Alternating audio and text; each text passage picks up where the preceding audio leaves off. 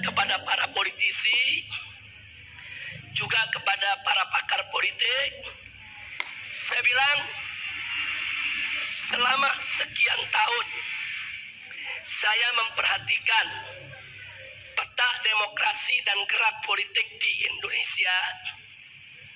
Saya melihat yang merusak negeri ini adalah sistem partai politik. Sehingga sampai pada akhirnya sistem ya, bukan orangnya loh ya. Dewan, saudara, dari salah satu partai Insya besar Allah ini mengaku, benar, ini sistemnya yang merusak. dan Memang itu viral, betul itu. bahwa untuk membuat satu undang-undang, saudara, cukup persetujuan ketua umum partai.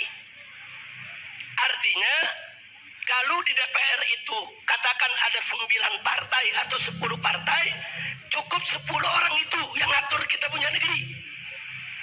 Adapun anggota dewan yang mewakili partai masing-masing hanya boleh memutuskan sesuai dengan putusan ketua umumnya. Jadi, saudara, kalau itu yang terjadi, ya hancur dong demokrasi kita. Karena sekian ratus anggota dewan tadi nggak ada maknanya, nggak ada manfaatnya. Karena kekuasaan hanya ada di tangan ketua umum partai, sehingga para oligarki busuk, saudara, yang ingin menguasai negeri kita cukup beli 10 orang itu saja. Beli itu 10 orang. Segala macam undang-undang, segala macam regulasi bisa mereka atur yang menguntungkan usaha mereka. Kalau ini dibiarkan, ini bagi orang-orang bawah, teman-teman saya semuanya, kaki lima, beca, orang yang maaf ini orang yang tidak mampu. Ini benar ini. Maka itu saya sampaikan kepada mereka ketika itu belum lama, ya ikhwan, sebulan yang lalu. Saya sampaikan kenapa kita tidak berpikir membangun negara Indonesia tanpa partai. Ini gagasan memang yang kita tunggu. Siapa bilang negara nggak bisa hidup tanpa partai? Habib Bisa Rizik ini kok. kan ahli sunnah wal jamaah, terlepas Mumpung Idul di sini Fitnah banyak macam-macam. ya, saya masih setuju sama saudara. Ayo Habib sama-sama Rizik kita ini. berpikir. Siapa bilang Beliau Indonesia belum tidak pernah bisa dibangun melanggar tanpa partai? agama Bisa, itu. saudara. Kita membangun satu negara meritokrasi, di mana semua jabatan di kementerian itu dipegang oleh orang-orang dari hasil karir mereka, bukan orang partai, saudara.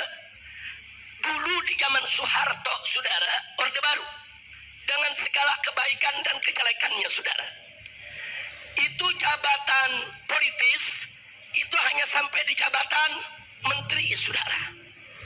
Di bawah menteri, Dulu semua zaman jabatan Pak Harto karir, itu saudara. orang-orang yang mumpuni ilmunya, Hampir semua beda jabatan dengan karir. sekarang. Dirjennya dari Sekarang karir, irjennya dari sulit karir, untuk yang mampu sekjennya dari keilmuannya. karir, eselon 1, eselon 2 dari karir. Nggak bisa orang luar tiba-tiba masuk, saudara, jadi dirjen. Nggak bisa. Kalau bukan bidangnya, kalau bukan keahliannya. Ahlinya. Ya, di tingkat menteri itu jabatan politik, saudara. Tapi sekarang ini udah rusak semua. Bukan hanya tingkat menteri yang jabatan politik, dirjennya, irjennya, sekjennya, saudara, eselon 1, eselon 2, sampai kepala bagian, saudara, sampai kepala bagian, semua titipan partai. Nah, ini yang bikin rusak begini ini Ada memang. kementerian yang dipegang oleh Bukan orang ahlinya partai, megang. saudara, sampai satpam Punya jabatan, inisiatif gitu dari maksudnya. partai dia, saudara. Benar nih Habib Rizik ini benar, gagasannya Ini hebat, mau berlian diatur ini. begini bagaimana?